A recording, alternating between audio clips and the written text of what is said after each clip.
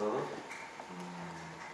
A continuación vamos a pasar a la exposición de la tesis doctoral titulada Aplicación de tecnologías semánticas para la creación de sistemas inteligentes de diagnóstico diferencial de alta sensibilidad en medicina, presentada por el doctorando don Alejandro Rodríguez González y habiendo sido codirigida dicha tesis por los doctores Rafael Valencia García, el doctor Ángel García Crespo y el doctor Juan Miguel Gómez Verdes. Siguiendo la normativa vigente, aunque no hay limitación por debajo, se agradece que sea entre 30 y 45 minutos aproximadamente de duración. Hace esta exposición y pasado dicha exposición, entonces daremos paso al turno de preguntas de este tribunal y si hay algún doctor aquí, también podemos dar respuestas. Y sin más preámbulos, pues... Estimados miembros del tribunal, señor presidente, secretario, vocal y el resto de miembros, estimado público, voy a proceder a la defensa de la tesis doctoral, cuyo título, como se ha mencionado, es Aplicación de tecnologías semánticas para la creación de sistemas inteligentes de diagnóstico diferencial de alta sensibilidad en medicina.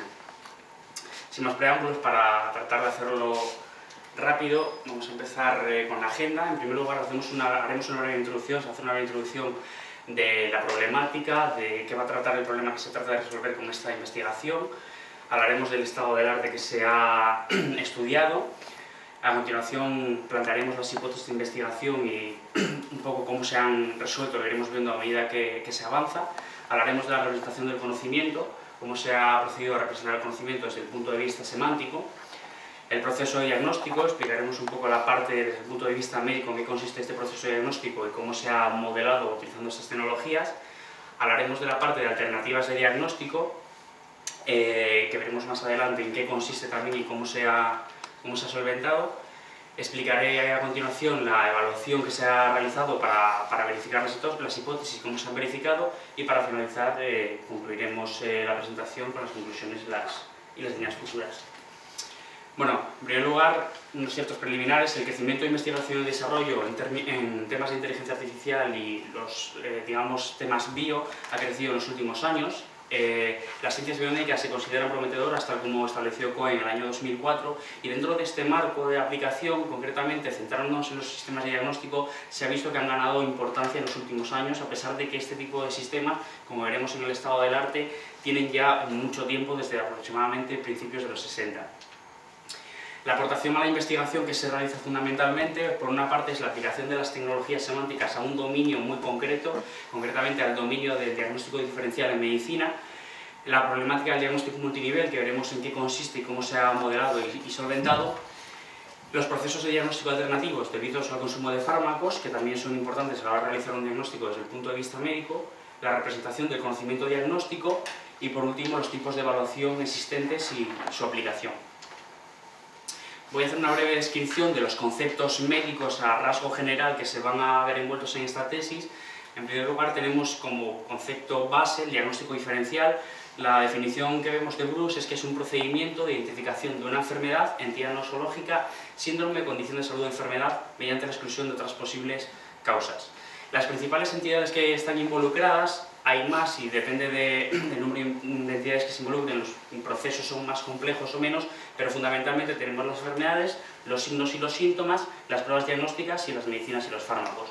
Para explicarlo un poco más gráficamente, tenemos este pequeño diagrama en el que vemos pues, una consulta, digamos, normal de carácter médico. El paciente da una descripción del estado de salud, con lo cual de ahí inferimos los síntomas, porque es una percepción subjetiva que tiene el paciente.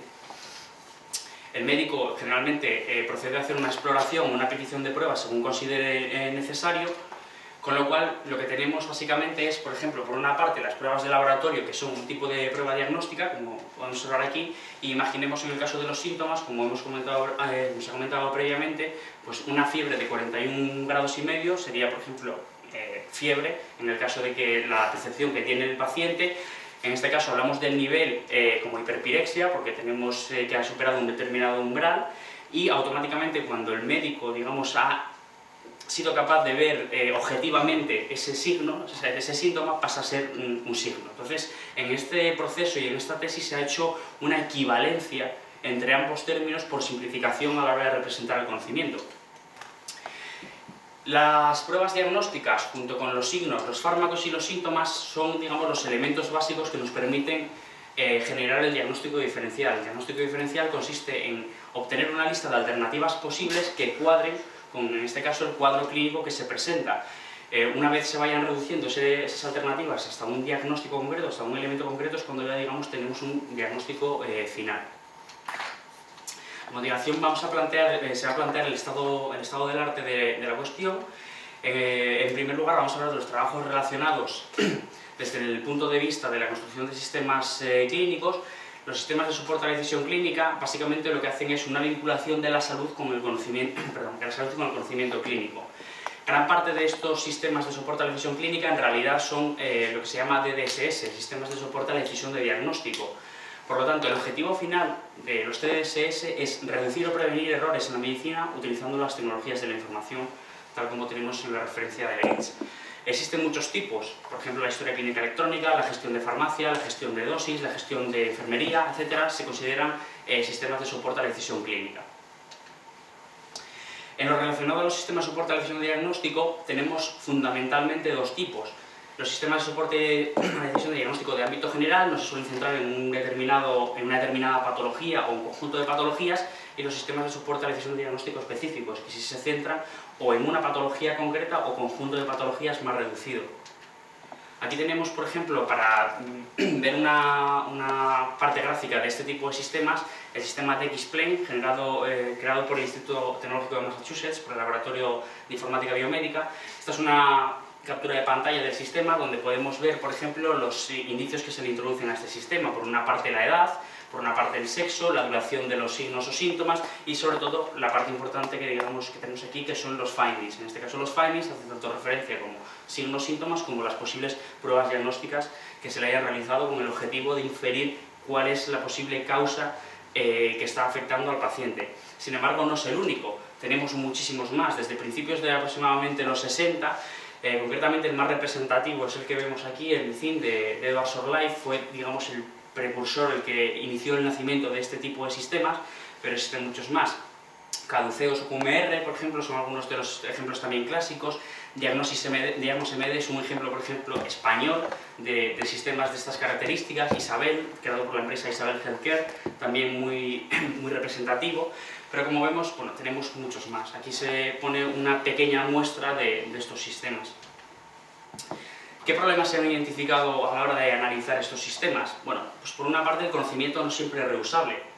No siempre se puede acceder al conocimiento, a cómo lo han estructurado y sobre todo si se puede llegar a reutilizar en otro dominio o en otro sistema. No es posible el diagnóstico multinivel. Veremos luego más adelante en qué consiste este diagnóstico. Los métodos de evaluación no se especifican. Generalmente en la literatura vemos que el sistema, por ejemplo, una investigación obtiene una eficiencia del 95%, pero no sabemos cómo se ha llegado a esa eficiencia del 95%, qué método de evaluación se ha utilizado para llegar a esa eficiencia.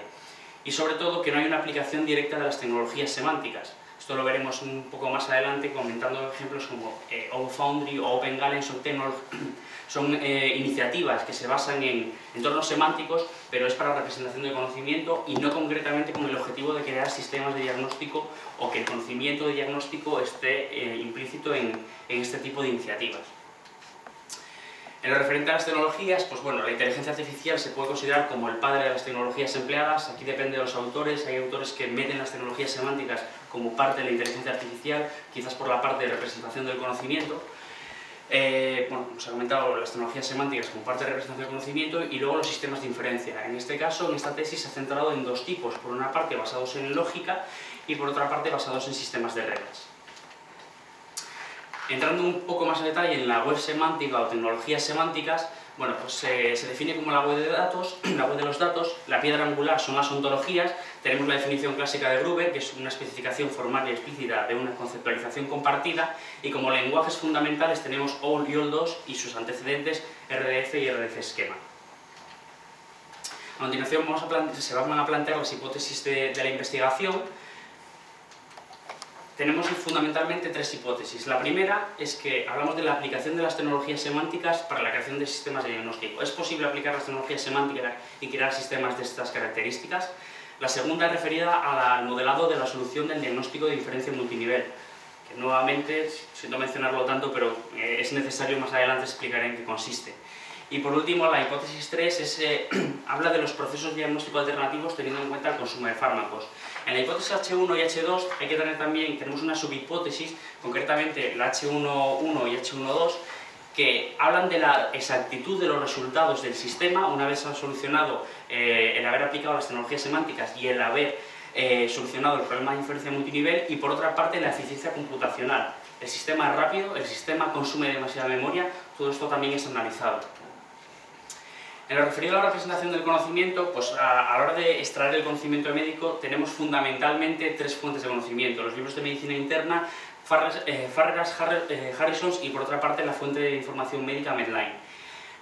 Se realiza una autovalidación del conocimiento con los resultados de la investigación, y en lo referido al modelado, esta es muy importante porque forma una gran parte de la tesis. Se aplica el modelo de criterios de diagnóstico. Se basa en que para diagnosticar una determinada patología o enfermedad tenemos una serie de elementos, lo que se denominaban los findings previamente, que son los que nos conducen precisamente a realizar ese diagnóstico. Aquí tenemos algunas referencias de investigadores que han trabajado en este campo, y existen multitud de referencias médicas sobre determinadas patologías y los criterios de diagnóstico asociados. En la parte de representación del conocimiento se ha hecho un análisis profundo, por una parte de SNOMED, como sistema terminológico fundamental hoy en día en la parte de representación del conocimiento médico, y luego otros desde el punto de vista más semántico, como puede ser Galen o la iniciativa de Ovo Foundry. A continuación vemos una pequeña representación de en qué consiste el modelado simple basado en criterios de diagnóstico. Fundamentalmente, como se puede observar, es tener una enfermedad en la cual la relacionamos con los síntomas o pruebas de laboratorio o pruebas diagnósticas que la conforman. En el modelado complejo multinivel tenemos, por ejemplo, una enfermedad, la enfermedad X, que tiene unos determinados síntomas, y tenemos la enfermedad Y, donde hay una particularización, y es que la enfermedad Y, aparte de tener sus propios síntomas, sus propios signos, tiene como contenedor, digamos, como elemento diagnóstico a otra enfermedad. Y aquí es cuando empieza el problema del diagnóstico multinivel, porque si no eres capaz de, digamos, inferir a través de la enfermedad intermedia, el sistema tiene unas ciertas limitaciones. Aquí vemos, por ejemplo, cómo se representaría el conocimiento multinivel. Tenemos la enfermedad Y, que la podemos representar como la suma de los propios de la enfermedad X, más los propios de la enfermedad Y. Entonces vemos, por ejemplo, que la Y tiene sus propios síntomas más los de la enfermedad X, permitiéndonos, por lo tanto, realizar esta inferencia y, por lo tanto, realizar este diagnóstico. El ciclo de extracción y generación del conocimiento es el que se observa aquí. Básicamente se recopila información de los elementos de información médica como Harrison y Farreras, fundamentalmente. Con eso generamos la ontología de diagnóstico a través de la creación de clases que van a contener a los elementos de representación del conocimiento, y generamos el conocimiento o relaciones, es decir, relacionar una enfermedad con los determinados signos, síntomas o pruebas diagnósticas. Una vez tenemos todo, digamos, eso generado, toda esa ontología ya poblada completamente, se procede a la generación de las reglas de inferencia. Como se ha explicado en la tesis, se han analizado dos puntos de vista: desde el punto de vista lógico, con Description Logics, y desde el punto de vista con sistemas de reglas, con reglas de inferencia, concretamente con General Rules. Aquí nos estamos centrando en la parte de reglas de inferencia porque, como se ha observado, es la parte que permite obtener resultados buenos tanto en la parte en lo referido a la exactitud, aplicando el modelo de inferencia multinivel, como en lo referido a la eficiencia computacional. Aquí vemos una pequeña tabla resumen de las ontologías que se fueron realizando a lo largo de la investigación realizada. La ontología inicial se basaba en un sistema de codificación CIE-10, de la Clasificación Internacional de Enfermedades, propuesta por la OMS, mientras que la ontología final utilizábamos SNOMED. En la ontología inicial no teníamos acceso multiterminológico, no permitíamos que a través de otras terminologías, como por ejemplo Ovo Foundry, Galen o otras, la Disease Ontology o demás, pudiéramos acceder a la información almacenada en esta base de conocimiento. Se han seguido recomendaciones de diseño a la hora de desarrollar la ontología final. Concretamente, la Ovo Foundry ha establecido una serie de recomendaciones a la hora de establecer los nombres de las relaciones, de las jerarquías, de las clases, etcétera, para generar este tipo de sistemas. Se han seguido principios de modularidad. Esto significa que podemos aislar, por ejemplo, las la ontología de las enfermedades o la ontología de los signos para poder reutilizarlas. Y fundamentalmente también destacar la ausencia de sobrecarga de información. En la ontología inicial teníamos un montón de información que no nos era realmente útil para el proceso diagnóstico, con lo cual se ha tratado de aliviar esa carga. Aquí vemos un pequeño esquema de cómo se ha representado la ontología final, que representa el conocimiento. Tenemos una metaontología, que es la ontología de diagnóstico, que básicamente lo que tiene es la ontología de clinical findings y por otra parte la de fármacos, siendo la de clinical findings todos aquellos findings que precisamente influyen a la hora de realizar un proceso diagnóstico, como pueden ser las propias enfermedades, pruebas diagnósticas o los signos, así como las relaciones que tienen entre ellas.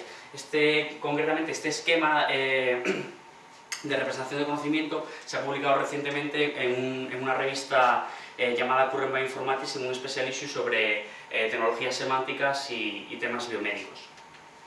El contenido de la base de conocimiento a nivel médico tenemos por una parte un total de 24 enfermedades interrelacionadas como pequeña muestra para, población muestral para realizar los procesos de diagnóstico, un total de 197 signos o síntomas, 4 fármacos y 27 pruebas complementarias o diagnósticas. A nivel de la base de conocimiento, desde un punto de vista ontológico, tenemos un total de 737 clases, 248 instancias, 464 relaciones y 587 reglas de inferencia.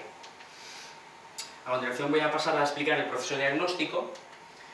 Aquí vemos una pequeña representación de en qué consiste este diagnóstico multinivel. Este es un ejemplo que no es real, pero sí que permite, con digamos, entidades reales, ver en qué consiste. Tenemos por una parte la bronquitis como patología, en que está digamos, en lo que se considera el nivel 0, y tenemos que esta bronquitis pues se caracteriza por tener una disnea, una tos, una fiebre y una debilidad, pero además también puede presentarse una sinusitis como parte de la bronquitis, con lo cual la sinusitis vemos que tiene por su parte secreción nasal, congestión nasal y un resfriado, que a su vez es una entidad que nuevamente tiene sus propias características y sus propios elementos, con lo cual vemos cómo vamos generando varios niveles de profundidad según el número de, según los conceptos o los elementos que contienen las enfermedades.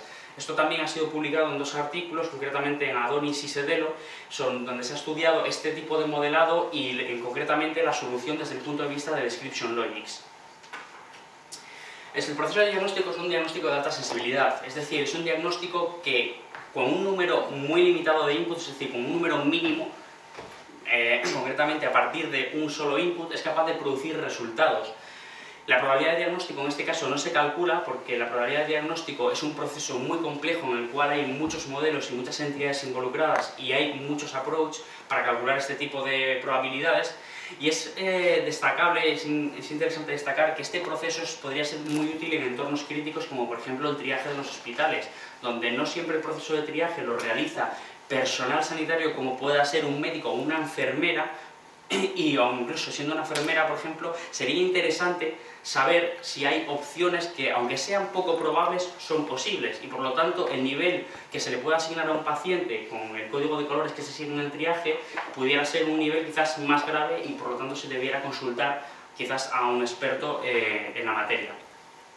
Las entradas, en este caso, en el proceso diagnóstico que se ha diseñado, actúan como discriminantes para hacer un descarte. Aquí hablamos, por una parte, desde el punto de vista también ontológico, de Open World Assumption versus Closed World Assumption. Es un proceso no monotónico, lo cual significa que a mayor número de inputs se reduce el número de outputs, en lo cual se ve un poco la relación directa, precisamente, en el proceso no monotónico con el descarte. Y es un proceso con alto nivel de exactitud en términos diagnósticos, es decir, necesitamos saber que los diagnósticos que se han producido son correctos y son exactos, y es preciso computacionalmente, necesitamos saber que lo hace en un tiempo que se considera correcto y que también desde el punto de vista de consumo de memoria no se dispara. Aquí vamos a ver una pequeña representación de en qué consiste. Tenemos 2 enfermedades, 2 entidades, la sinusitis y la bronquitis, donde tienen los signos que vemos asociados. Y vamos a ver el proceso diagnóstico normal y el proceso diagnóstico multinivel, los resultados que producirían. En este caso, por ejemplo, tenemos como entrada un paciente que tiene secreción nasal y goteo. El diagnóstico normal solamente devolvería la sinusitis, mientras que en el diagnóstico multinivel, por una parte, la secreción nasal y goteo retronasal inferirían la sinusitis, pero en el diagnóstico multinivel, precisamente a través de esa inferencia de la sinusitis, podemos luego inferir la bronquitis, con lo cual devuelve a ambas entidades, puede ser una sinusitis o puede ser una bronquitis. En el caso, por ejemplo, del input de tos, fiebre y secreción nasal, en el diagnóstico normal no tenemos ningún elemento que sea capaz de inferir, porque por una parte la tos y la fiebre son de la bronquitis, pero la secreción nasal actúa como discriminante, con lo cual no permite inferir la bronquitis, perdón, ninguna entidad. Sin embargo, en el diagnóstico multinivel, con la secreción nasal infiere la sinusitis, y con la sinusitis inferida más la tos y la fiebre puede diagnosticar la bronquitis. En este caso, ambas devuelven el mismo resultado. Si tenemos tos y fiebre, tenemos por una parte la bronquitis y en diagnóstico multinivel nuevamente la bronquitis, ya que la sinusitis no llega a inferirla en ningún momento, no tiene ningún indicio que le permita inferir esa sinusitis. A continuación voy a explicar el proceso de alternativas de diagnóstico y en qué consiste. Aquí es importante destacar que los fármacos pueden representar una influencia a la hora de realizar un proceso de diagnóstico. Nos basamos en la premisa de que un fármaco puede estar interactuando y por lo tanto está generando un síntoma, signo, un finding, digamos, que no es propio de la dolencia. Por lo tanto, hablamos de que es necesario generar un proceso que permita aislar virtualmente, muy importante la palabra virtual en este entorno porque hablamos de que es algo, digamos, temporal y que tiene que ser muy bien medido, esos fármacos para poder generar las alternativas diagnósticas que son acordes a las entradas recibidas. Aquí nuevamente vamos a mostrar un ejemplo un poco de calidad de animación. Tenemos la hidralazina, que es un fármaco para el tratamiento de la presión arterial, para la hipertensión, que puede provocar, entre muchos otros signos o síntomas, náusea y vómito, cefalea, pérdida de apetito y deshidratación. Y por otra parte tenemos un paciente que nos llega con cefalea, náusea y vómito y fiebre. En el caso, por ejemplo, que tenemos náusea y vómito y cefalea como parte de la interacción, la combinación diagnóstica final sería la fiebre, porque estamos excluyendo la náusea y vómito y la cefalea, considerando que puede ser unos elementos que está generando el fármaco, no son elementos o signos del paciente. Si, por ejemplo, el fármaco solamente está generando la náusea y el vómito, la combinación diagnóstica de entrada sería la fiebre y la cefalea, que son parte de los indicios que tiene el paciente. La otra interacción sería en caso de que el fármaco esté generando la cefalea, con lo cual consideramos como posible combinación diagnóstica de entrada que el paciente solamente está sufriendo fiebre, náusea y vómito como elementos característicos de la enfermedad. Y en el caso de que no haya ningún tipo de interacción de fármaco, o estemos asumiendo que no hay ningún tipo de interacción de fármaco, pues los elementos de entrada son todos, la fiebre, la cefalea y la náusea y el vómito. A continuación voy a plantear la evaluación y la verificación, cómo se han evaluado los resultados de la tesis, cómo se han verificado las hipótesis. O sea, el enfoque principal es la eficiencia de diagnóstico, es en lo que más nos hemos centrado por considerarse la parte más importante. Secundariamente se ha centrado la investigación o la validación en el enfoque temporal, en el enfoque de que los resultados se produzcan en un tiempo asequible. Concretamente el enfoque seguido aquí ha sido el de Kaplan. Kaplan desarrolló un artículo en 2001 en el que él consideraba que a la hora de evaluar un sistema médico se debe o comparar el sistema con expertos o con otros sistemas de diagnóstico o con un estándar de oro. A falta de un estándar de oro u otros sistemas de diagnóstico que sean equiparables, porque en este caso si intentáramos, por ejemplo, compararlo con, no sé, DX-Plane, por ejemplo, el hecho de cómo está modelada la base de conocimiento, el hecho de los casos clínicos que ellos hayan utilizado para evaluar esa base de conocimiento, etcétera, no podemos precisamente hacer esa comparación porque son elementos incomparables. Con lo cual, lo que hemos utilizado son los expertos. Hemos cogido una serie de expertos para realizar la validación. Para ello hemos diseñado una metodología muy concreta que se basa en, como iremos viendo a medida que iré explicando las siguientes transparencias, en utilizar precisamente a esos expertos, por una parte a los médicos como evaluadores y otros dos médicos como árbitros, precisamente para arbitrar ese proceso y saber que esos médicos están en lo correcto. Ahora lo explicaremos. El proceso de evaluación consiste en el siguiente. Por una parte, se generan una serie de casos clínicos. En nuestro caso son 20 casos clínicos. Los casos clínicos los valida un experto en medicina que ve los enunciados y considera si esos enunciados son correctos o no son correctos, o si no los modifica hasta que sean correctos desde el punto de vista médico. Una vez tenemos los casos clínicos ya generados y validados, los asignamos haciendo una modificación de RCT, la Randomized Control Trial, de tal forma que cada experto reciba los casos de forma aleatoria, igual que se hace en los ensayos clínicos. Los expertos, los evaluadores, generan el diagnóstico de cada caso clínico que han recibido y devuelven los diagnósticos que ellos consideran y el tiempo que han tardado, que nos va a servir precisamente para comparar los tiempos. Una vez tenemos esos resultados, con los árbitros lo que hacemos es validar los diagnósticos. Y una vez tenemos ya esos diagnósticos validados, analizamos los resultados y obtenemos los parámetros finales. El formato de caso clínico empleado es el que vemos a continuación. Pues, por ejemplo, este es uno de los casos, varón de 50 años de edad, acude a consulta refiriendo síntomas de astenia, diarrea, etc. Los datos de la evaluación que se han utilizado aquí concretamente son 20 casos clínicos, con un total de 5 evaluadores y 2 árbitros. Y establecemos que cada caso clínico, para asegurarnos que no hay sesgos, tiene que estar evaluado por al menos 3 evaluadores. Esto genera un total de 60 subcasos, ya que tenemos 20 casos clínicos y un total de 3 evaluadores por caso, con lo cual eso significa que cada evaluador al final evalúa un total de 12 casos clínicos, siempre diferentes. Aquí vemos la representación de los casos clínicos, el formato que han recibido los evaluadores para realizar la evaluación. Reciben un documento donde vienen todos los casos clínicos enumerados y con la descripción del caso clínico. El evaluador lo que hace es plantear los resultados que él considera que son posibles. Es decir, no tiene en cuenta la probabilidad. Aunque la probabilidad sea ínfima, el evaluador tiene que dar el resultado que sea más todos los resultados que él considere, precisamente por la, digamos, característica de la alta sensibilidad. Y además tiene que darnos el tiempo que ha estimado en la resolución del caso clínico. El siguiente paso es, una vez tenemos el caso clínico resuelto, lo que se ha realizado es ver si algunos de los elementos no están en la base de conocimiento. Por ejemplo, en este caso tenemos una uretritis. El evaluador ha dicho que es una uretritis. En nuestra base de conocimiento, en la base de conocimiento que se ha desarrollado para esta tesis, no está la uretritis, con lo cual lo consideramos un fallo de conocimiento y se excluye.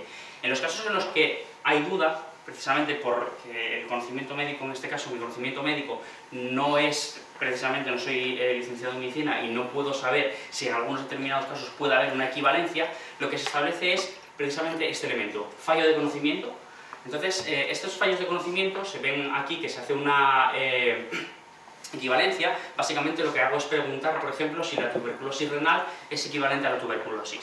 El siguiente procedimiento, una vez tenemos este documento generado de esta forma, es el establecimiento de equivalencias. Esas dudas, precisamente los árbitros, que son quienes van a precisamente evaluar a los propios médicos que han hecho la evaluación o a corroborar, mejor dicho, sus resultados, establecemos esta tabla. Esta tabla de equivalencias lo que hacemos es preguntar si la gastroenteritis aguda con deshidratación es equivalente a la gastroenteritis. En el caso de que haya un total acuerdo, se asume que la gastroenteritis aguda es una gastroenteritis y con lo cual se toma ese resultado como válido para la evaluación y análisis de resultados. Una vez tenemos ya las equivalencias generadas y sabemos que, digamos, todo el conocimiento está dentro de todo el conocimiento que ha generado el evaluador es equivalente y está dentro de la base de conocimiento, lo que hacen los dos árbitros es lo siguiente: reciben un documento con los 20 casos clínicos y con el resultado que ha dado el sistema y cada uno de los expertos, y dice si es correcto o no es correcto. El árbitro establece si él considera que el médico, por ejemplo, en este caso, considera que para este caso clínico, el árbitro que ha evaluado este caso clínico, el experto 1 no tiene razón al decir que pueda ser una gastroenteritis, por ejemplo. Lo que se hace a continuación es, con esos resultados, con todos esos datos, calculamos las siguientes métricas que se ven en la transparencia. Calculamos las métricas de Precision, Recall, Specificity, Accuracy y MCC. Básicamente lo que se hace es generar una matriz de confusión con todos los datos. Esto se genera mediante un proceso automático. Sabemos a través de los documentos extrae la información, se mete en una plataforma que se desarrolló solamente para calcular estos parámetros y se calcula todo. A continuación explicaré un poco más con detalle en qué consisten los parámetros, pero sobre todo hay que centrarse en el recall, que es el que nos mide precisamente la sensibilidad. Estamos hablando de sistemas de alta sensibilidad, es el que más nos interesa medir. Y por otra parte el MCC, que es una media armónica del resto de los parámetros, con lo cual no solamente nos interesa que sea muy sensible, sino que los resultados al final sean exactos desde un punto de vista quizás más amplio, y para eso está precisamente la métrica del MCC, que es el cociente de correlación de Matthews. El número de conjuntos que se genera de PRASM es digamos, el acrónimo que se ha dado al conjunto de datos y las métricas utilizadas, es el siguiente. Tenemos 24 enfermedades en la base de conocimiento, con un total de 2 árbitros y 5 evaluadores. En el caso básico generamos un total de 576 conjuntos o tuplas de tipo PRASM. En el caso extendido, donde estamos viendo las medias de los evaluadores, generamos un total de 672.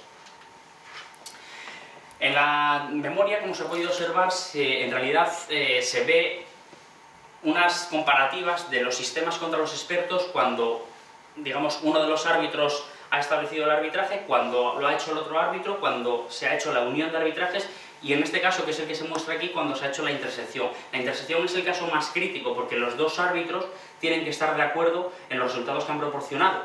Es el caso más crítico sobre todo para el sistema y estos son los resultados que se han obtenido.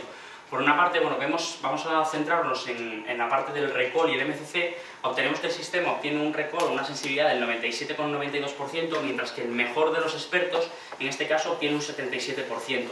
En la métrica del MCC obtenemos un 93,59%, mientras que nuevamente el mejor experto o el experto más balanceado obtiene un 68%. Hay otras métricas, sin embargo, en las que los expertos, algunos de los expertos consiguen ganar. Por ejemplo, la especificidad. Obtenemos un 94,65% para el sistema, mientras que hay expertos que tienen un 96, 97, 99, 99. Los expertos tienden a ser más específicos.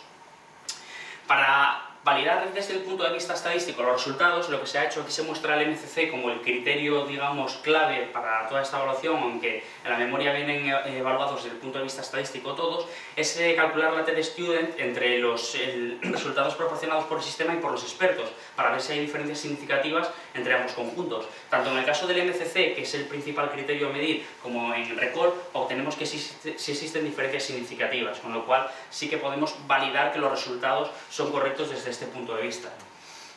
El nivel de correlación también se ha estudiado, concretamente se refiere a cómo de acuerdo estaban los árbitros a la hora de establecer que una enfermedad era correcta o incorrecta. Mide tanto cuando están de acuerdo en dar el ok como cuando están de acuerdo en decir que no era correcta, por ejemplo, en decir que no era la gastroenteritis en el caso que hemos visto anteriormente. Obtenemos una medida del 88,35%, en muchos casos están 100% de acuerdo, aquí solamente mostramos del caso 1 al caso 10, pero como se puede observar hay una gran cantidad de casos en los que están completamente de acuerdo en todo, siendo la media, como se ha comentado, el 88%. Desde el punto de vista de la eficiencia temporal, tenemos la siguiente gráfica resumiendo un poco los datos. Tenemos los tiempos que han tardado los expertos, expresados en minutos, y el tiempo que ha tardado el sistema en dos modalidades. Por una parte, la modalidad MI es con el motor de inferencia inicializado, es decir, se realiza un primer diagnóstico para poder cargar toda la base de conocimiento y todas las reglas, y a partir de ahí se ejecutan el resto de los casos clínicos, los 20 casos clínicos, y vemos que prácticamente los tiempos suelen ser, bueno, en este caso al estar expresados en minutos, tienden a cero, son de milisegundos. Cuando el motor de inferencia no está inicializado, es decir, hacemos un diagnóstico cargando la base de conocimiento y diagnóstico, cargando la base de conocimiento y diagnóstico para los 20 casos clínicos, pues como vemos está en torno a normalmente unos milisegundos, 0,1 minutos. La verificación de las hipótesis mediante los resultados obtenidos, básicamente partiendo de la base de que hemos aplicado las tecnologías semánticas para construir este tipo de sistemas, lo que hacemos es, desde el punto de vista de la eficiencia, concretamente de la exactitud, la subhipótesis, la HX.1, vemos el sistema, los resultados que ha obtenido y nuevamente centrándonos en la intersección porque son los resultados más críticos y que más penalizan, y vemos los expertos obteniendo nuevamente pues, ese 93% del sistema frente a un 61% de la media de los expertos. Desde el punto de vista de la eficiencia computacional, nuevamente pues, tenemos los expertos con una media de 5 minutos en la resolución de los casos, mientras que el sistema, por las características precisamente del mismo, tarda en torno a 0,04 minutos aproximadamente en resolver en el mejor de los casos y 0,08 en el peor. En el caso de la hipótesis H3, la hipótesis H3 es más compleja porque el proceso de generar un proceso alternativo para calcular diagnósticos en función del consumo de fármacos es bastante complejo. Se podría realizar varios métodos de evaluación, pero serían muy complejos debido sobre todo a la gran cantidad de resultados que genera, porque al haber interacción de fármacos, al calcular todas las posibles interacciones, eso genera muchísimos conjuntos de entrada de diagnóstico, con lo cual se ha realizado una evaluación más cualitativa, en este caso, consultando concretamente a los dos árbitros que han actuado en el proceso de arbitraje de los resultados de la tesis, y se han hecho las preguntas que vemos a continuación, donde fundamentalmente la más importante es la P5, donde se les pregunta si consideran que finalmente la hipótesis planteada en relación al proceso es verificable desde un punto de vista médico, siempre y cuando ciertamente este proceso tiene que ser ampliado y mejorado para tratar de mejorar un poco digamos, el factor que tiene a la hora de hacer el diagnóstico. Para finalizar, voy a comentar las conclusiones y las líneas futuras. Las conclusiones o aportaciones, fundamentalmente, es la aplicabilidad de las tecnologías semánticas. Se ha realizado un modelo del dominio diagnóstico que no se había hecho previamente y se ha creado un sistema de diagnóstico un sistema de soporte a la decisión de diagnóstico de alta sensibilidad que permite verificar precisamente las hipótesis que se han establecido previamente. En lo referido al modelado, esta es una parte muy importante porque se ha podido observar, se ha podido estudiar que la alta sensibilidad, el hecho de generar sistemas de alta sensibilidad, proporciona buenos resultados, proporciona resultados coherentes y exactos una vez validados desde el punto de vista médico, y sobre todo la parte también del modelado de criterios de diagnóstico, que es una parte, digamos, que sí que se ha visto mucho en el campo médico, el hecho de tener un criterio de diagnóstico para una determinada enfermedad, pero modelarlos desde un punto de vista computacional no era algo que estuviera tan, digamos, tan realizado, excepto en los primeros sistemas, pero en este caso estamos hablando de relaciones más complejas, mismamente el mero hecho del proceso de diferencia multinivel que no había sido previamente abordado. Desde el punto de vista de evaluación se ha hecho un análisis detallado del comportamiento de los expertos. En las tablas que están en los anexos se pueden observar precisamente ese comportamiento. Podemos ver que hay expertos que son buenos a la hora de diagnosticar una determinada patología. Podemos ver que el sistema es mejor para diagnosticar una determinada enfermedad. Podemos ver que hay una serie de expertos que son más precisos, otros son más específicos, otros son más sensibles. Toda esa información también se extrae de la evaluación realizada. Las futuras líneas de investigación, ya para terminar, por una parte incluiría el análisis de la historia clínica como input para mejor toma de datos. Por otra parte, se pretende estudiar la mejora en los métodos de población de la base de conocimiento, ya que en este caso tenemos una base de conocimiento muy limitada, en el sentido de que son solamente 24 enfermedades que se consideraron suficientes para la evaluación de la tesis. Sin embargo, sí que sería interesante generar procesos que puedan poblar automáticamente este conocimiento, que puedan extraer las relaciones de forma automática quizás de la literatura médica o de los artículos médicos y realizar esta población. Por otra parte, el uso de Description Logics como motor de inferencia bajo razonamiento distribuido sería otra parte interesante a tratar, porque como se comenta en la tesis y sobre todo en el artículo de Sedelo, el hecho de utilizar Description Logics en este dominio concretamente ofrece resultados muy malos desde el punto de vista computacional. Sin embargo, el hecho de poder razonar distribuidamente utilizando las DL sí que podría generar resultados bastante mejores desde ese punto de vista.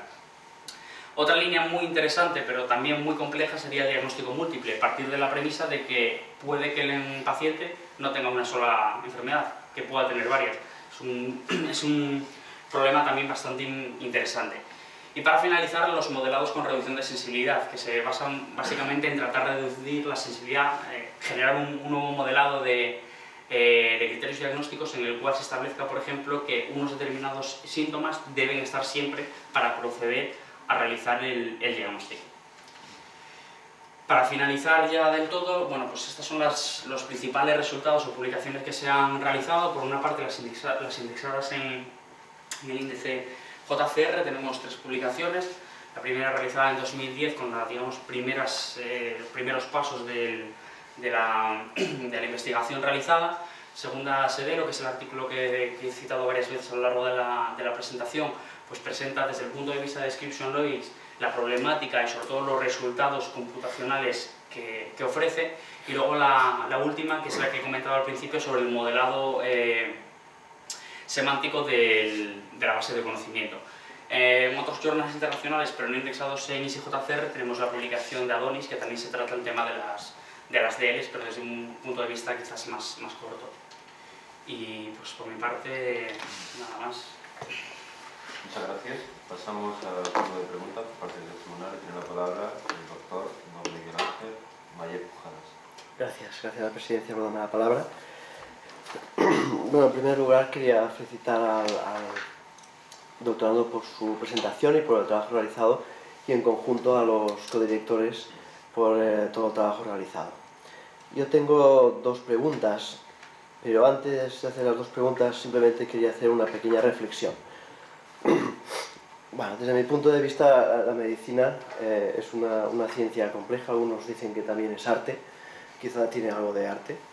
Lo que sí que es cierto es que es una ciencia compleja, y fundamentalmente porque exige una relación humana entre los pacientes, que son los que padecen las enfermedades, y los médicos o sanitarios en general que deben pues, llegar al diagnóstico. Dentro de todo este conjunto, o de esta complejidad, precisamente el proceso diagnóstico es uno de los procesos más complejos a los que tiene que enfrentarse pues, el médico y el enfermo. Por tanto, en este sentido, cualquier aportación, como en este caso esta investigación, que se pueda realizar en el tema del proceso diagnóstico, creo que es bienvenido y por lo tanto, ya de entrada el trabajo de investigación pues, me parece de mucho interés.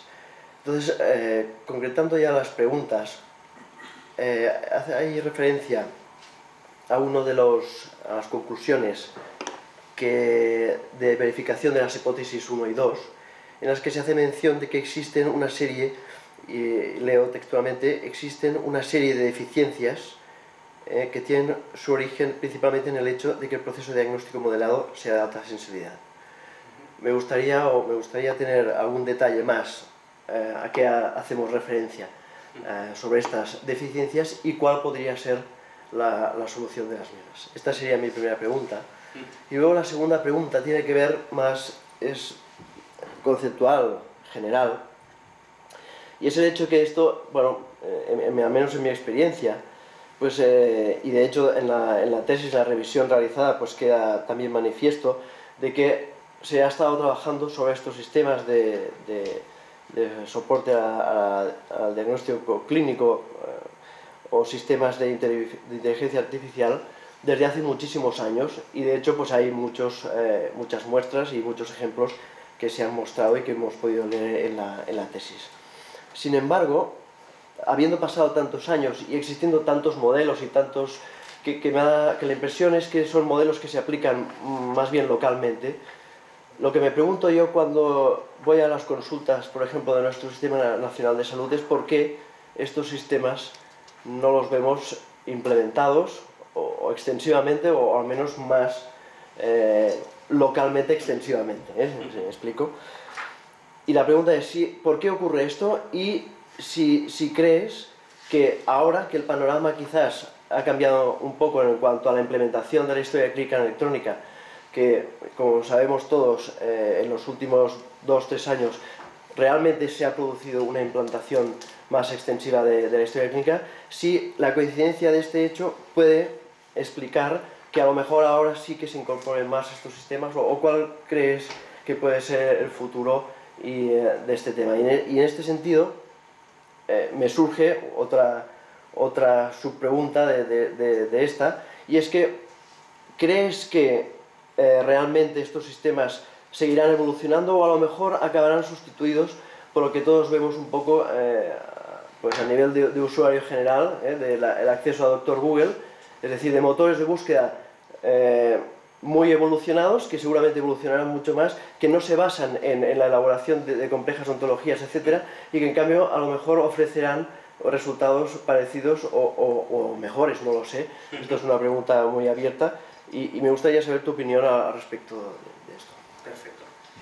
Bueno, pues en primer lugar, lo referido a la verificación de las hipótesis H1 y H2, lo que habla de las deficiencias se refiere fundamentalmente a que el proceso de alta sensibilidad es bueno por una parte porque precisamente produce resultados en entornos que pueden ser donde tienes poca información, donde digamos hay un mayor alto nivel de incertidumbre, pero a la vez precisamente esa característica también es mala, porque imaginemos un caso donde solamente presentamos un solo signo, y un solo signo muy común, fiebre o dolor de cabeza. En un sistema que tuviera la base de conocimiento completa, es decir, que tuviera todas las enfermedades, digamos, modeladas, esto produciría una gran cantidad de resultados, lo cual, a la hora precisamente de verificar estas hipótesis y sobre todo también a la hora de verificar, si se hiciera, por ejemplo, H3, un proceso de verificación, igual que se ha hecho en H1 y H2, daría lugar a un problema, porque generar precisamente tanta información a la hora de medirla podría dar problemas a la hora de saber si los resultados que hemos analizado, precisamente por ejemplo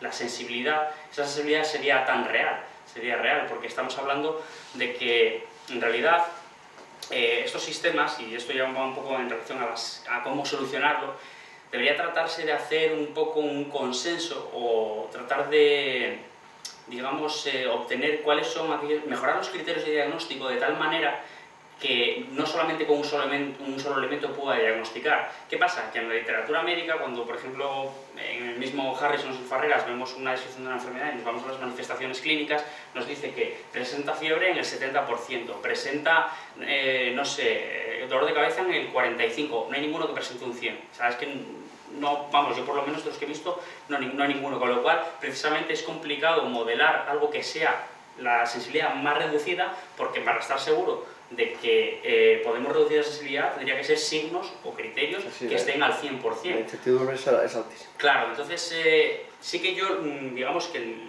la solución o lo que yo creo que se podría hacer es tratar de establecer un consenso y, por ejemplo, aquellos valores en los que se presenta a partir de un 80%, por ejemplo, decir una cifra, esto habría que estudiarlo, pero que se presentan a partir de un determinado porcentaje, fueran valores claves o mínimos para poder proceder al diagnóstico, con lo cual entonces solucionaríamos esa parte.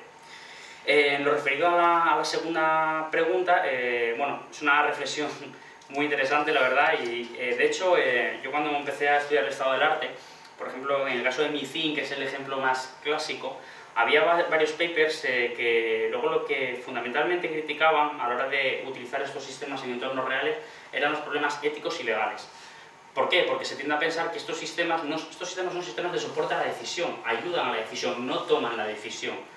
Pero se tendría a pensar de que si, por ejemplo, un sistema de soporte a la decisión nos proporciona un diagnóstico de meningitis y luego no era meningitis y la hemos tratado para la meningitis porque el médico aún así le ha creído, ¿de quién es la culpa? ¿Es del médico? ¿Es del que desarrolló el sistema? ¿Es del experto de quien se sacó el conocimiento? Ese es el primer problema, el legal y el ético. Otro problema que también se vio era el de la eficiencia. Los sistemas, sobre todo los primeros sistemas, ahora ya no, pero los primeros sistemas tardaban en computar un diagnóstico, podrían estar 45 minutos, una hora, tranquilamente. Esto ya hoy en día no pasa. Yo creo que hoy en día el mayor problema está en los estándares. Quizás si la historia clínica electrónica finalmente se establece y podemos utilizar un estándar para todo, es lo que pasa, por ejemplo, cuando yo empecé con la investigación, SNOMED no tenía tanto impacto como lo tiene ahora. Por eso, de hecho, se ve en la tabla que inicialmente la ontología inicial se utilizaba CIE, pero es que luego intentas publicar los resultados años después y te dicen, es que CIE, esto no se usa, caballero, es que ahora todo es SNOMED. Entonces, ahora que SNOMED parece que, por ejemplo, se ha plantado como el estándar, quizás precisamente el codificar este tipo de sistemas en el nombre y integrarlos en parte de los sistemas de salud, el hecho de que cuando yo, por ejemplo, tengo la historia de un paciente, por detrás haya un proceso que analice todo esto y le diga al médico, en función de esta información, el sistema que hay por detrás te dice que puede ser esto, que luego el médico toma la decisión que considere oportuna. Lo cual yo creo que ahora, quizás, en unos años, cuando esto se estanque y se estabilice, sí que podría llegar a utilizarse. Así que es lo que yo considero. En lo referido al Dr. Google, de hecho, hay estudios que lo que hacen es pegar la historia clínica de un paciente, concretamente, bueno, más que la historia clínica, los signos, síntomas, y entonces Google, claro, como indexa por palabras, lo que hace es buscar palabras y te llega a la página de Medline Plus de la sarcoidosis. Y probablemente tenga, o sea, de hecho hay algún estudio que comparan casos clínicos con pegar los indicios y acertaba en creo que un porcentaje relativamente alto, el 75%, que no está mal para ser un mero buscador. No, está bastante bien. Muy bien. Vale, muchas gracias. Tiene la palabra ahora el doctor José Emilio Labra Galle. Bueno, buenos días. Bueno, lo primero para mí decir que es un honor que me hayan invitado a formar parte del tribunal de esta tesis doctoral y casi estoy hasta como emocionado de por el tema porque, bueno, te conozco, pues yo fui profesor tuyo en la Escuela de Ingeniería Informática y todavía recuerdo el día en el que llegaste a mi despacho, pero llegaste indirectamente a través de otra profesora porque tenías una idea para hacer un proyecto fin de carrera y que era esta misma. De hecho, ese proyecto fin de carrera fue evolucionando y de esa idea de proyecto fin de carrera de hace no sé cuántos años, unos cuantos años, al final llegaste a una tesis doctoral y perseveraste en el tema y vamos, hay que reconocer que lo tenías muy claro ya desde entonces, lo que querías hacer y por dónde querías moverte y eso es un tema que hay que reconocerlo y vamos, creo que has ido mejorando, afinando el trabajo cada vez más y yo vamos, te animaría a que continuaras trabajando en esta línea porque es espectacular. Sobre la tesis doctoral también, bueno, yo quería darte la enhorabuena por la tesis doctoral, por lo que es el documento, que está muy bien, el estado del arte es una pasada, creo que hay no sé cuántas referencias, pero son muchas referencias, y luego la presentación, que la capacidad de síntesis que tienes es muy buena, es una presentación muy rápida, muy amena. Como yo pensaba que iba a ser más rollo la presentación, te la has hecho muy amena y vamos, has logrado resumir todo el trabajo de unos cuantos años, lo has resumido de una forma muy buena. Eso, te animo, en ese sentido te animo a, si tienes en el futuro intereses en la docencia y tal, que yo creo que vas a ser, si logras dar ese paso, vas a ser un buen profesor, porque se te ve que tienes muy buena capacidad docente.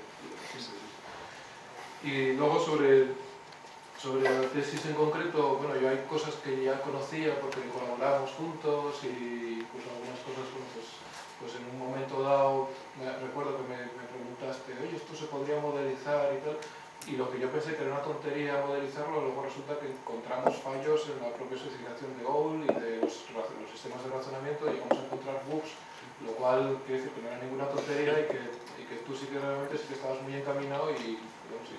Además me acuerdo que la insistencia en que te decías, no, es que tienes que inferir esto, y si no infiere esto es que está mal, y realmente estaba mal, lo cual indica que, bueno, que tenías también las ideas muy claras, y sobre todo que el tema de lo que querías hacer y cómo querías hacerlo lo tenías muy avanzado.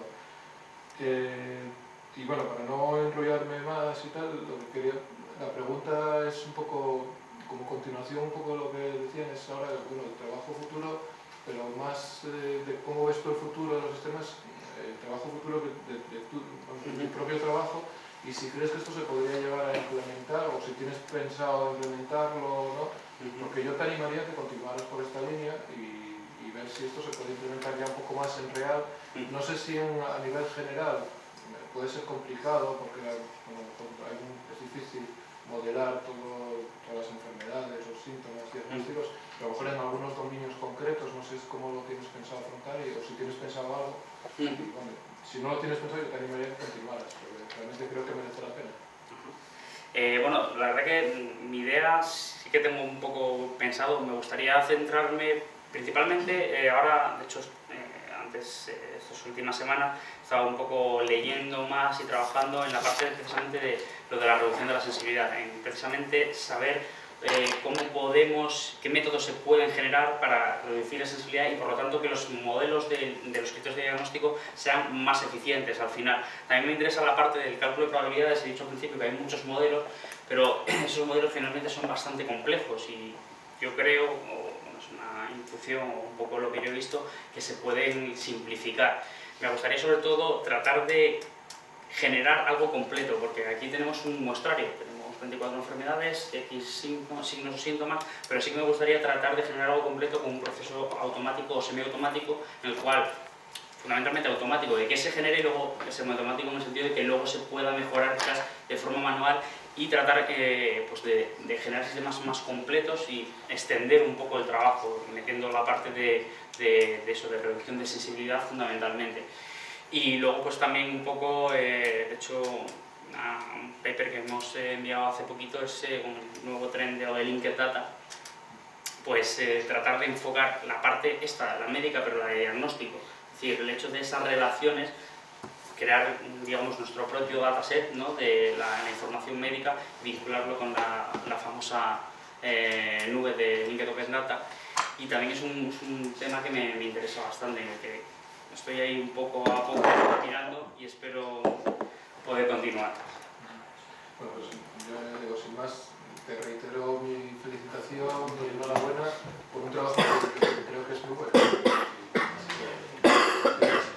Gracias.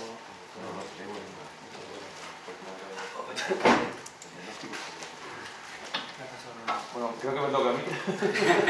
Después de romperlo todo.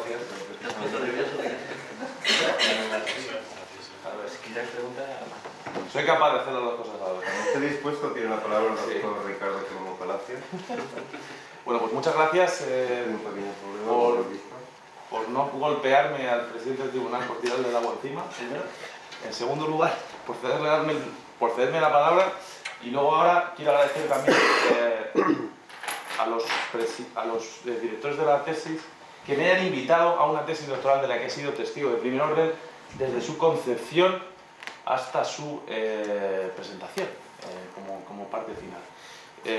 Quiero felicitarte por una presentación excelente o extraordinaria y además por un trabajo que yo creo que se ha plasmado en un conjunto de publicaciones que yo creo que son dignas de encomio y que también es interesante decir, o creo que es propio decir, que no ha sido apoyado desde el punto de vista de la comunidad universitaria como debería haber sido. Y ahora vienen las preguntas. Y eso además te da, digamos, como más valor todavía al output, ¿no? de esto. Y eso es, para mí por lo menos, súper importante. En relación a, bueno, quizá me has respondido a 2 de las 3 preguntas que tenía anotadas anteriormente, entonces voy a intentar hacer unas nuevas, porque, en fin, o adaptarlas a algunos elementos distintos. En primer lugar, has hablado de estandarización y de 2 grandes, digamos, tendencias desde el punto de vista de la formalización del conocimiento en taxonomías en los entornos médicos. Estamos hablando de SNOMED y de OGO. Mi pregunta es, ¿por qué no has utilizado directamente alguna de ellas de forma, digamos, trasladando todo el conocimiento hacia ella y sí has adaptado una parte de ellas? Esa es la primera de las preguntas. La segunda de las preguntas tiene que ver con el elemento de validación y tiene una pregunta sub 1 y una sub 2.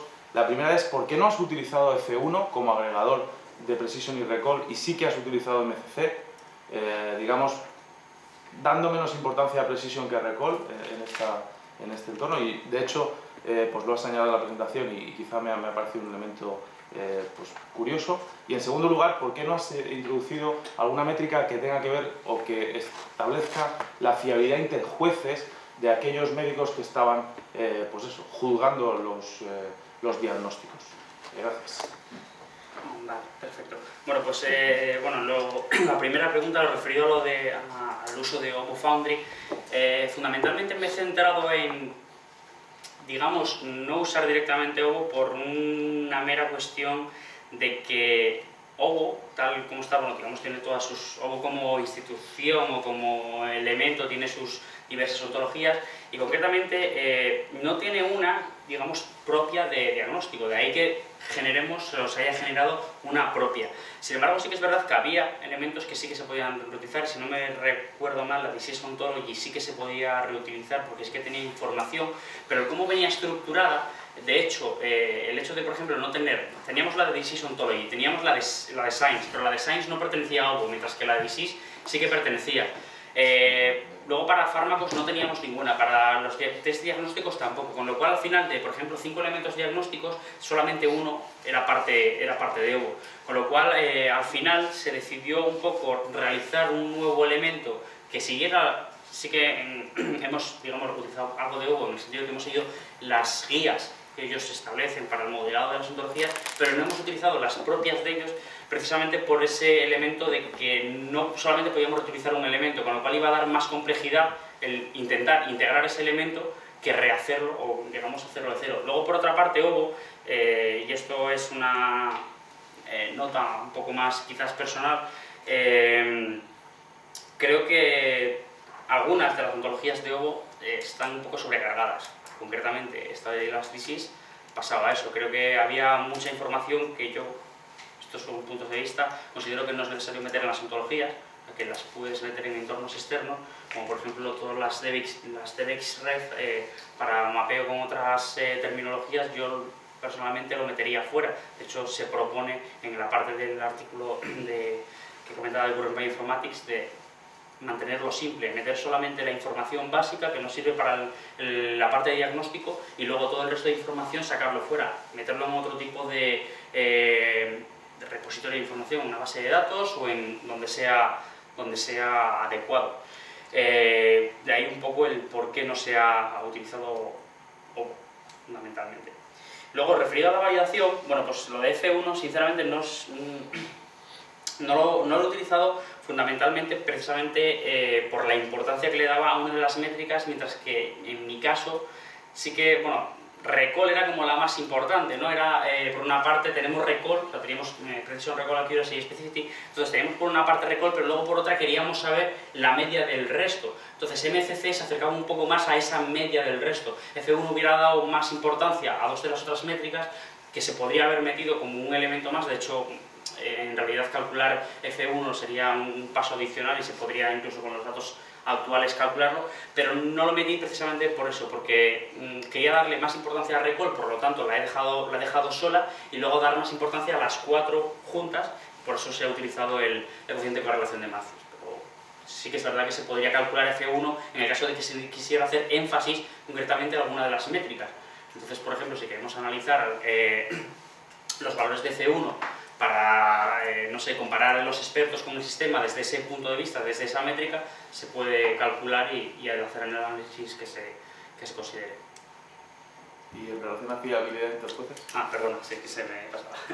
Vale, en lo referido a la fiabilidad entre los médicos, concretamente solamente hemos hecho análisis de la correlación entre los árbitros y no se ha hecho de la relación entre los médicos porque básicamente no se consideró. En este caso sí que igual puede que haya sido un pequeño detalle que se tendría que haber metido, pero no se consideró, digamos, hacer un análisis separado de eso. Pero volvemos a la misma, en realidad los datos, tal como están las tablas de los anexos, esa información sí que se puede postprocesar y sacar esa información. Sí que lo que se ha hecho un poco parecido es precisamente sacar la media y ver cuál es el experto, digamos, el experto se le llama más balanceado por no llamarlo mejor y menos balanceado por no llamarlo peor, pero en realidad es así, es cuál es el experto que tiene, por ejemplo, mejor característica de recall, cuál tiene mejor recall o cuál tiene mejor MCC y cuál tiene peor, y también su comparación contra la media, pero no se ha hecho una comparación de experto con experto, porque, bueno, fundamentalmente quizás era mejor compararlos contra la media de sus homólogos que compararlos uno a uno, pero nuevamente los datos sí que permitirían hacer esta comparación a posteriori. Muchas gracias. Tiene la palabra ahora el doctor Francisco García Sánchez.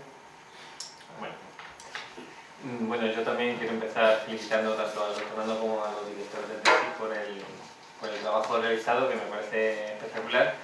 La presentación también ha estado muy bien, ha sido muy rápida y muy entretenida. Y yo también quería destacar ya no solo el tema de las publicaciones en el currículum, sino también la cantidad de congresos y conferencias y workshops que ya no solo has participado, sino que también has participado como miembro del comité de programa.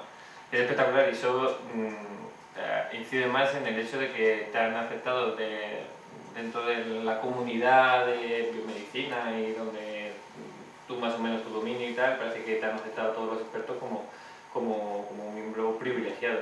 Entonces eso también lo quería destacar. Dicho esto, también yo tengo unas cuantas preguntitas, van a ser cortitas, te las voy a ir diciendo, sí. Pero bueno, yo realmente, mi idea va a ser, yo te digo una pregunta, me la contestas, yo te digo otra. La primera de ellas es una pequeña curiosidad. Has comentado, incluso también lo has mencionado también al final, como trabajo futuro, el hecho de intentar ampliar el sistema para ya no solo cubrir 24 enfermedades como hasta ahora, sino más enfermedades. ¿Tienes algún modo de estimar qué impacto va a tener eso, incluir más enfermedades y todo el conocimiento que ello conlleva en la eficiencia del sistema a la hora de cómo va a trabajar? ¿Desde el nivel de vista computacional? Sí, realmente computacional. Vale. En el caso, si el modelo utilizado fuera de Description Logic que se ha planteado, sería un auténtico desastre. Ese es lo que yo considero, más que nada por lo que he investigado y lo que he visto. Sin embargo, desde el punto de vista de reglas, creo que no habría mayor problema, porque se han hecho, no viene reflejado en la memoria, pero sí que ahora mismo tiene 24 enfermedades, pero partíamos, por ejemplo, al principio cuando se construía teníamos 2. Y veíamos que los tiempos prácticamente no cambiaban. Lo que más tarda en realidad, de hecho por eso se compara el sistema, digamos, la parte MI con la MINI, es esa carga de la base de conocimiento. Luego el número de reglas no parece tener un impacto muy directo.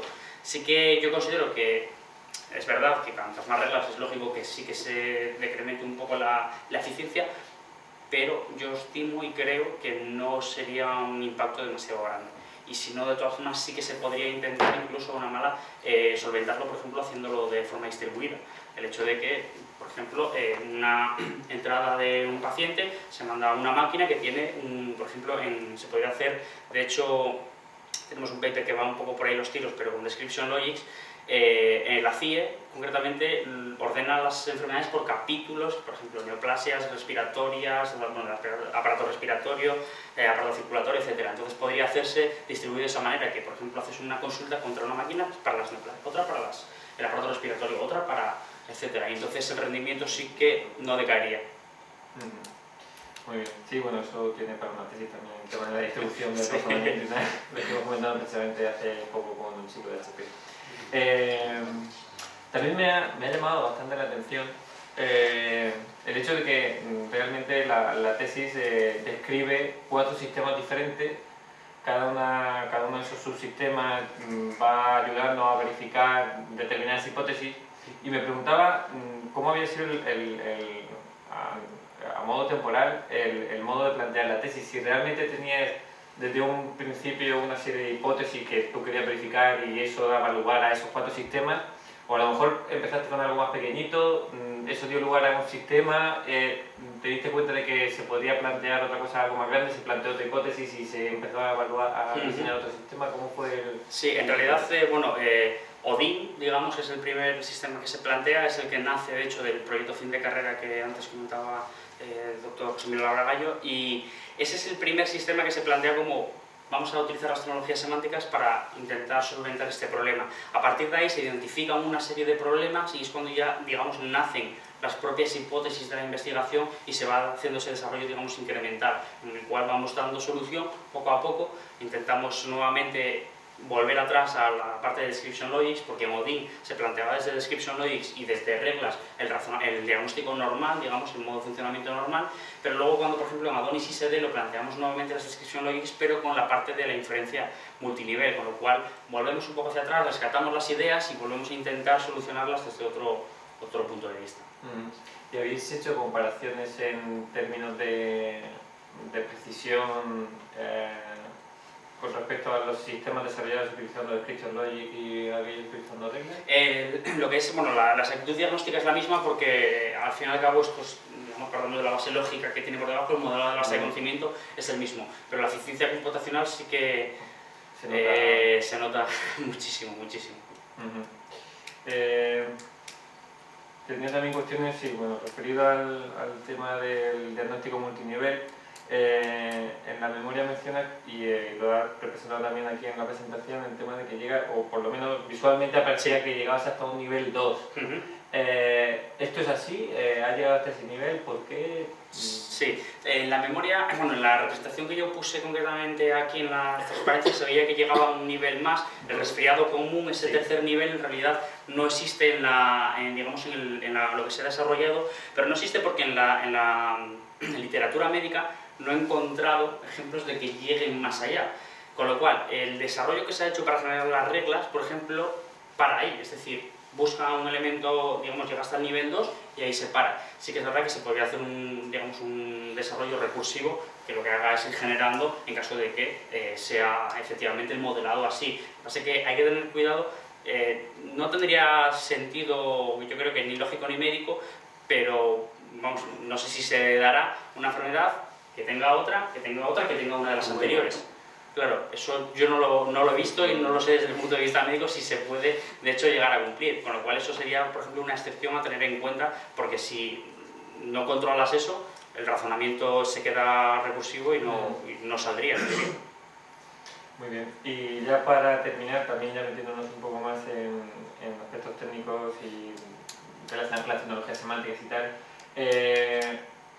¿qué herramientas has utilizado para editar las ontologías? Aquí realmente habla de las ontologías diseñadas, de las distintas versiones, pero no menciona ningún... Sí, la herramienta.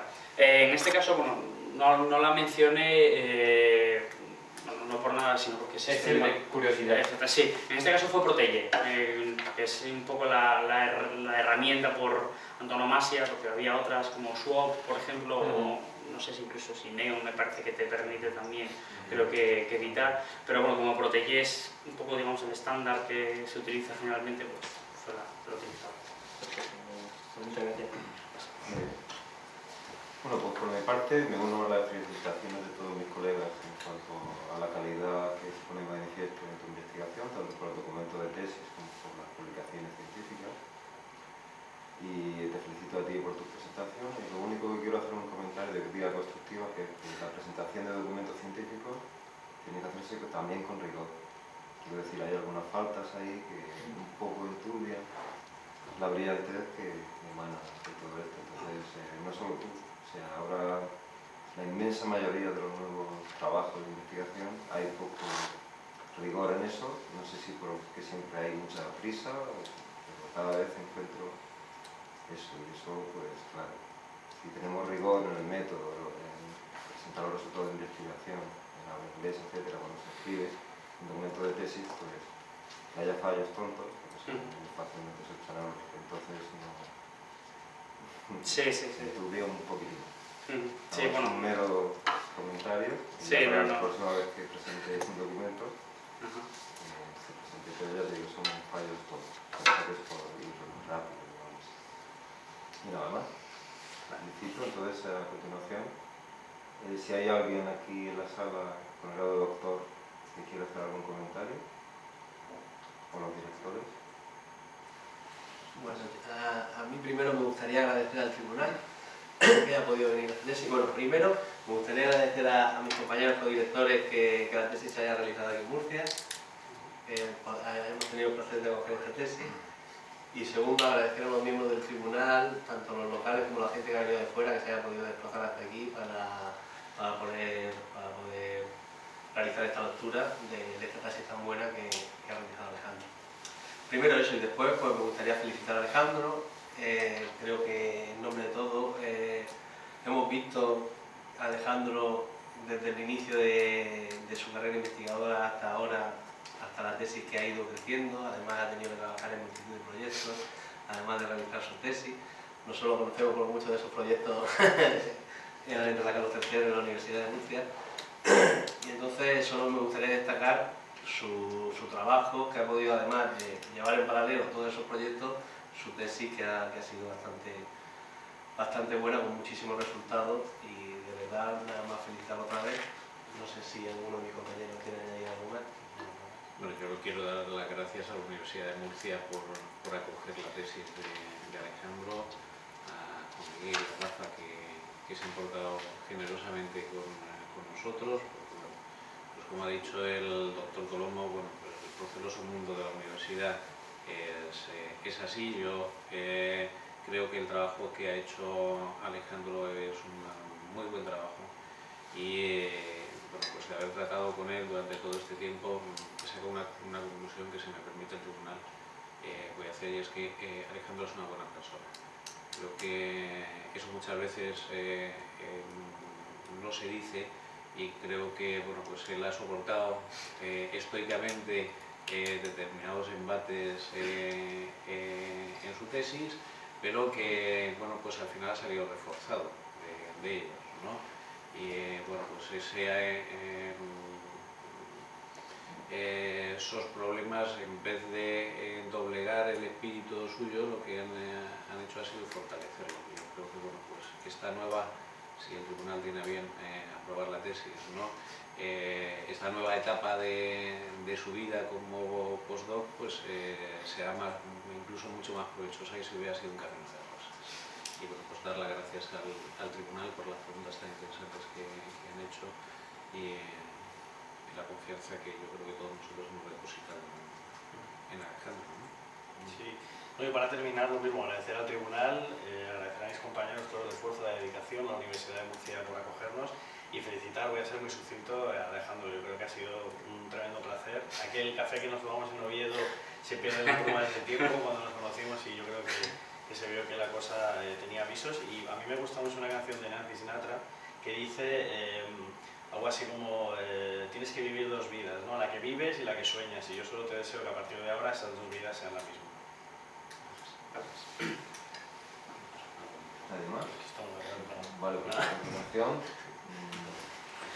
pido que salgáis, el tribunal pasa a deliberar y ya se llama.